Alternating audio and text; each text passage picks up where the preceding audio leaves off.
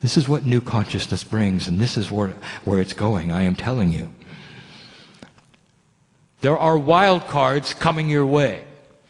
Wild card is described and defined as that which occurs on the planet, which everyone can see, that is normally geopolitical, which no one ever expected, ever.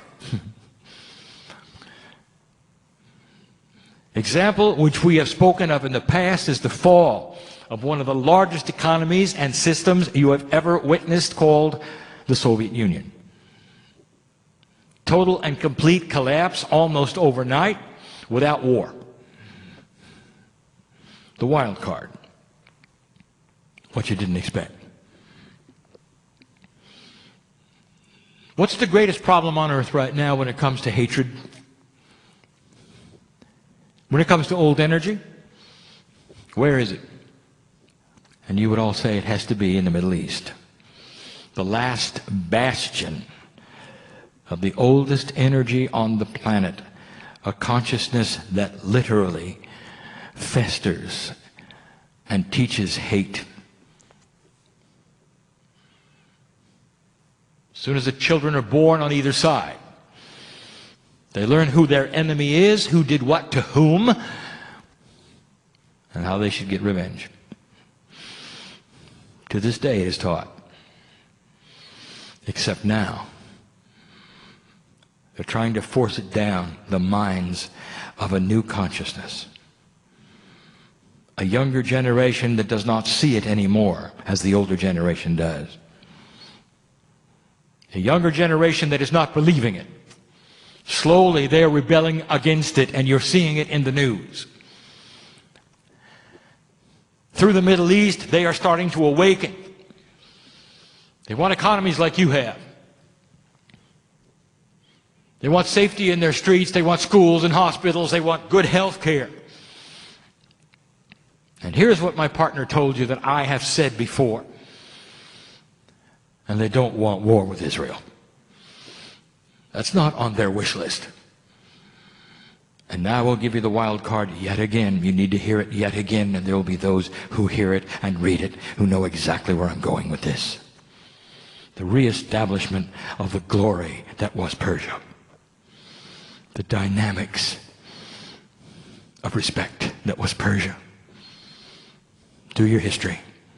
See the influence that they used to have. And today, they're the pariah of the world. Now that is ripe for a wild card. For everybody thinks one thing is going to happen over there. And there are bombs all ready for it too. They may even use a few. Don't be shocked, for it might be the catalyst for the change. The country called Iran is overwhelmingly young. And the revolution that potentially will occur there will be more than just a revolution.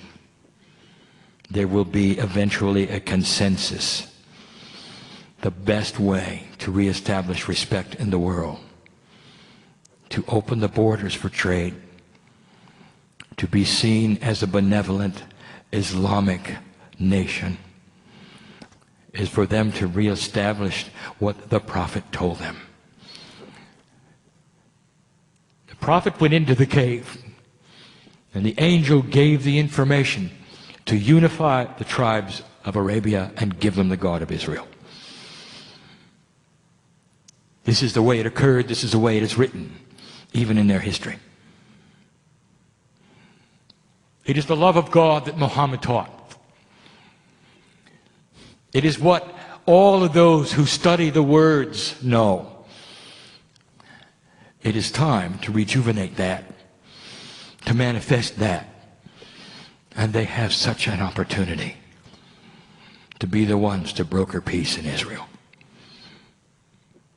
To see the Palestinians as they do themselves, as Islamic brothers. To put forth a plan where within 20 years they won't remember that Israel was the enemy. any more than you in the United States think of Japan as the enemy. It can change.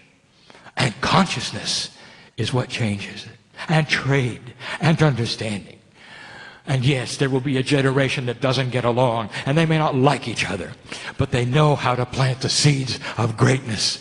And that part of the world, the wild card can take place, and you will see the beginning of the unsolvable becoming reality.